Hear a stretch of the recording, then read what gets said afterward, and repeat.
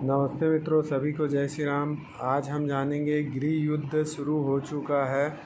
देश भर में रामनवमी और हनुमान जी के जन्मोत्सव पर निकली धार्मिक यात्राओं पर मुस्लिम लोगों द्वारा हुई हिंसा का विकल्प इन मुस्लिम लोगों का आर्थिक बहिष्कार।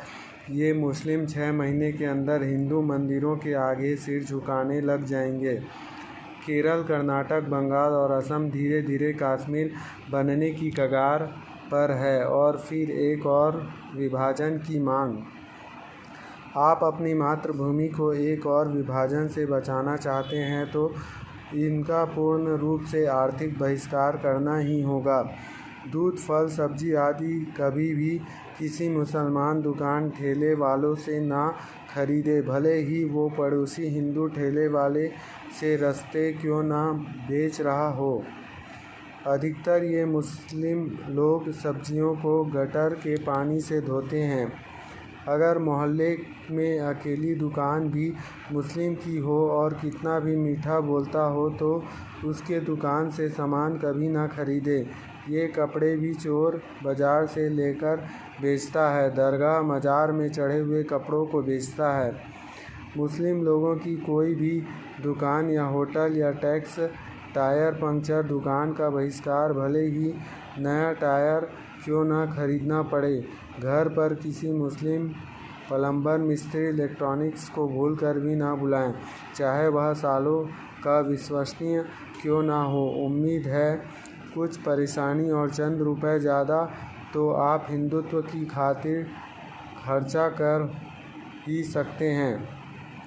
ये बहिष्कार सर्वाधिक महत्वपूर्ण है क्योंकि इसी वर्ग के लड़के लव जिहाद में सबसे ज़्यादा संलग्न पाए हैं। मुस्लिम लोगों को कोचिंग टीचर्स का बहिष्कार करें। कोचिंग संचालकों से साफ शर्त रखें कि उनका बच्चा किसी मुस्लिम टीचर से नहीं पढ़ेगा।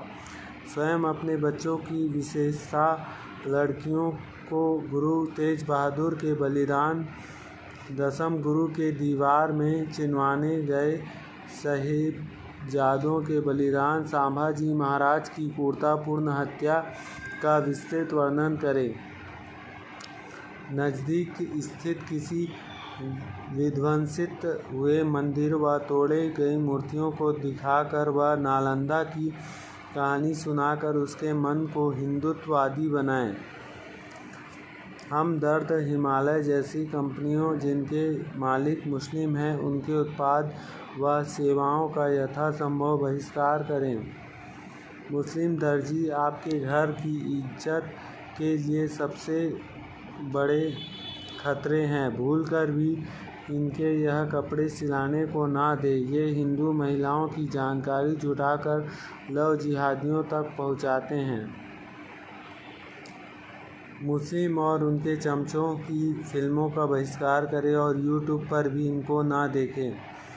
अगर हम सिर्फ 4 महीने के बहिष्कार से हज़ारों किलोमीटर दूर 150 करोड़ लोगों की शक्तिशाली देश चीन, चाइना को घुटनों पर ला सकते हैं तो ये 30 करोड़ केचुए तो कुछ महीने बाद रेंगने लगेंगे। जम्मू के लोग द्वारा कश्मीर घाटी के लोगों को आर्थिक नाकेबंदी और गुजरातियों द्वारा इनकी आर्थिक नाकेबंदी याद है ना। कुछ शहरों में इनका आर्थिक बहिष्कार हो चुका है। अगर हम इसे पूरे भारत पर लागू कर दें तो ये मुस्लिम 4 महीनों के अंदर हिंदू धर्म में वापसी का तरीका पूछते नजर आएंगे। जय श्री राम।